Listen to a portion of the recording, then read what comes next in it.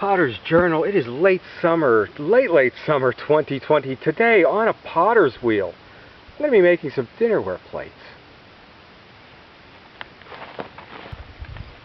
First, quickly, I picked parsley to make a tabbouleh salad. I've already got the onions, cucumber, lemon, occasionally olives, but they don't grow too well here in Pittsburgh. We still need the tomatoes. But does this happen to you? Stickers. How does this happen?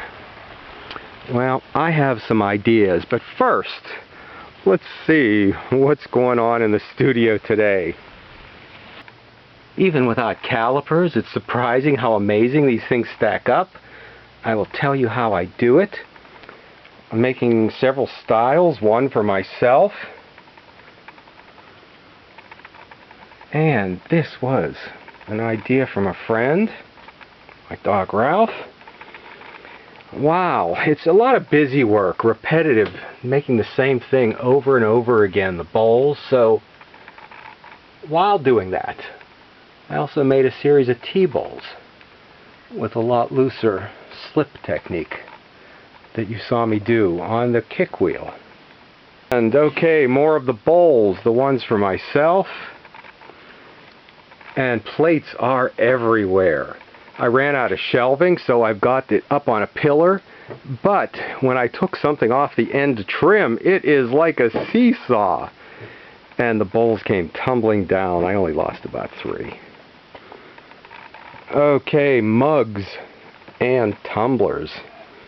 Repetitive. So while doing that, you've seen me do this. Something to keep me entertained and a little happier. The dinnerware set, the plates, the mugs and the tumblers, 7/8 of a pound. The bowls, a pound and a quarter for the dessert plates. And the full for the medium-sized plate, 2 1/2 pounds. I tried making a big one too. I didn't quite get the weight and there are a little inconsistency. Okay, a little inconsistent. And the studio is just filled up. You can't even get to the garden tractor. I must have did about 35 or more of these, plus 15 of the odd sizes, smaller and large. Let's see how it was done. Okay, probably good to know even before you start something like this is as the plate's dry, the lip curls up like that. And if you made them flat enough or down enough so that they curled up, you would end up having them collapse, which I had about every maybe 7th or 1 do on me this time. So now when this is stiffened up just slightly overnight, I can bring that down.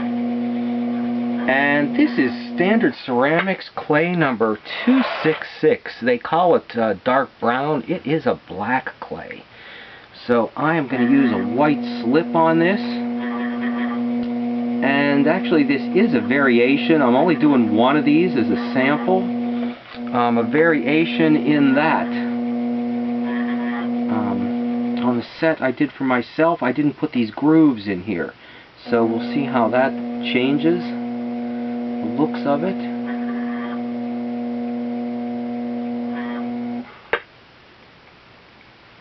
I also don't cut these off until they've slightly stiffened up. They seem to reattach to the wheel. So I wait till now, keeping this very firm so it doesn't come up through the bottom. I haven't lost one yet, so hopefully this won't be a first. Okay, pretty much I've made the plates so that they do not have to be trimmed when they come off the wheel. But the bowls, I have been giving just a real light turn.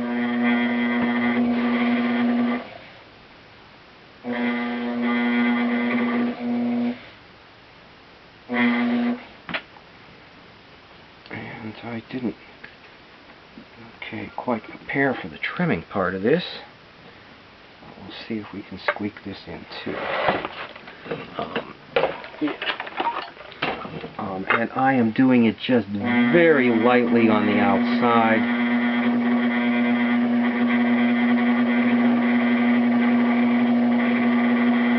I don't trim a lot of pots. They seem to need this, though, on just the bowls, probably because I've been lifting them directly off the wheel.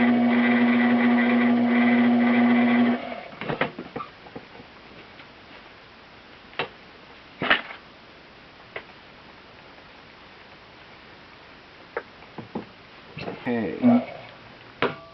And now the throwing part.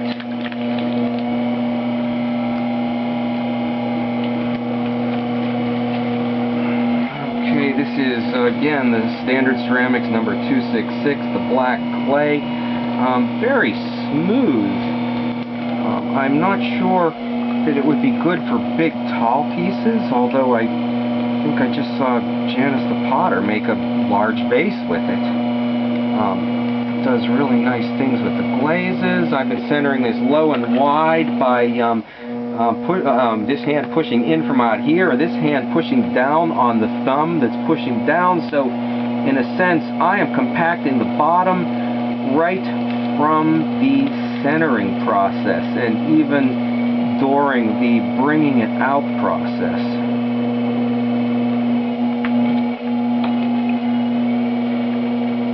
With the plates, I've got the weight worked out exactly to what I need. I do a lot, this is one time I do a lot of testing for the thickness on the bottom. And occasionally, sometimes you even do have to move a little bit of it, okay, back into the wheel, the center. Okay, and to get these all the same without calipers, I bring that out until the space of the wooden rib is on the outside, and at that point I bring up the wall.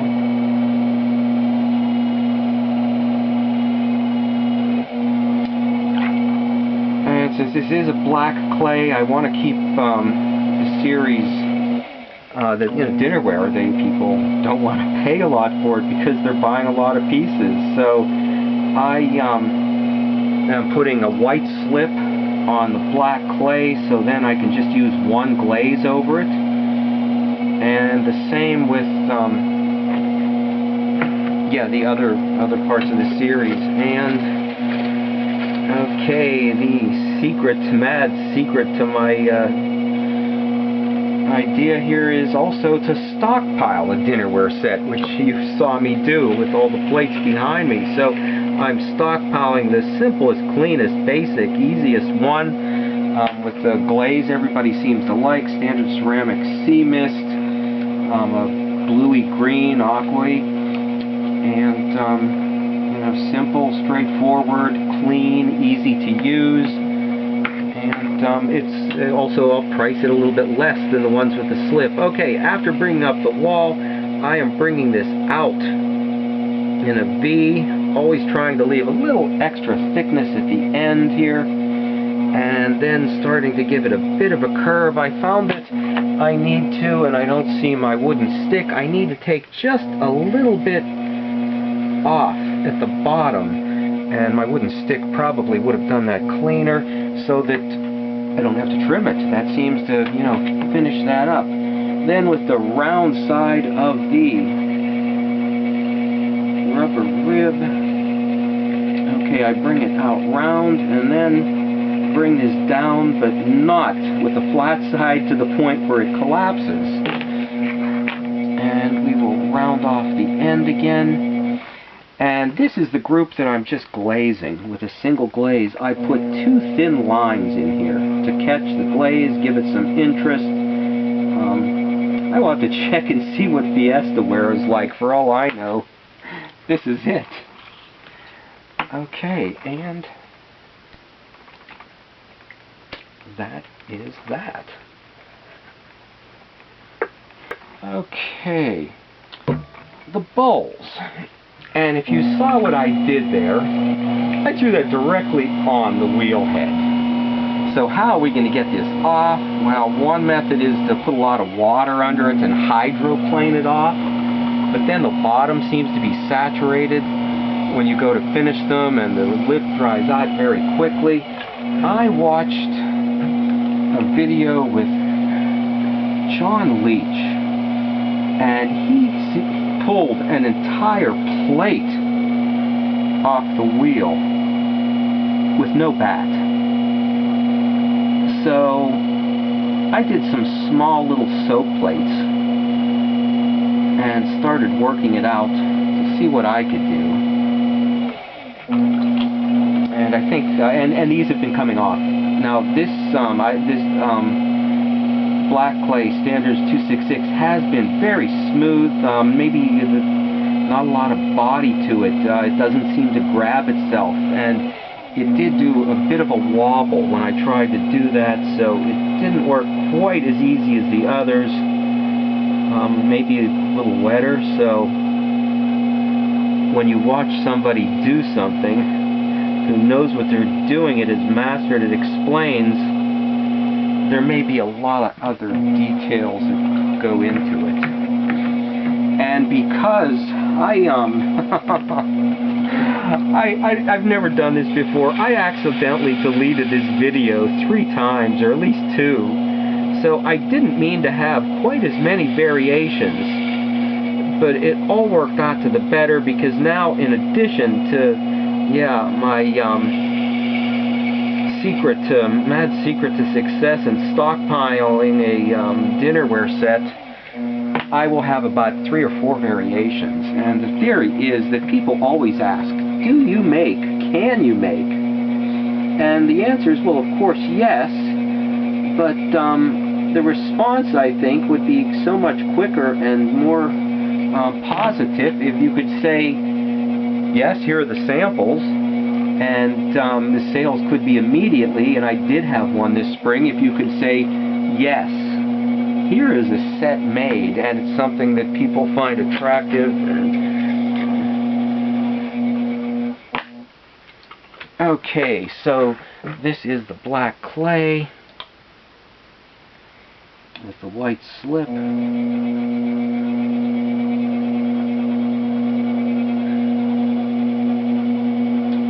And I found I do have to be careful so that I don't push my hand through and deform the outside of the pot, but it can be cleaned up.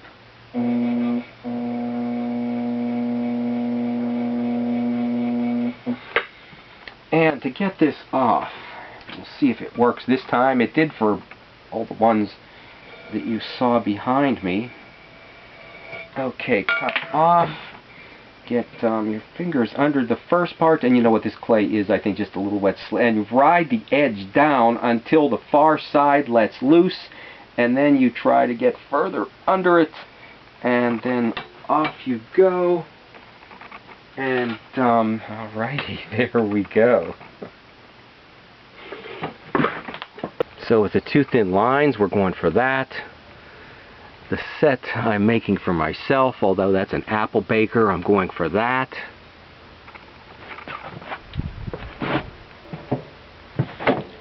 Okay, and you know, tomatoes. I've been growing a peach tomato. It sometimes gets a blush and an indentation in the side. Sausage romas, although they don't seem to be getting very big this year. Sometimes I just grow round red tomatoes. An heirloom Belgian giant, although I don't give them, I guess, enough attention for them to get giant. I really like the black crims. And but I've been looking at these stickers. Okay, we've got Kroger's in this area, Giant Eagle. This says Publix Market. Janice the Potter, is that you? I've seen your garden. And third take on making the plates, so there's nothing left of this Tabbouleh salad. I do want you to subscribe, so I know I've got to feed you. Here's a bread that has, okay, not a zucchini bread, but a bread with zucchini in it. And the olives for the salad, well, I do have the start of a little tree with olives on it. But this one that I've been growing as a bonsai, I've had for several years. Why won't it set any fruit? Okay, stop back and see what's going on in the studio next week.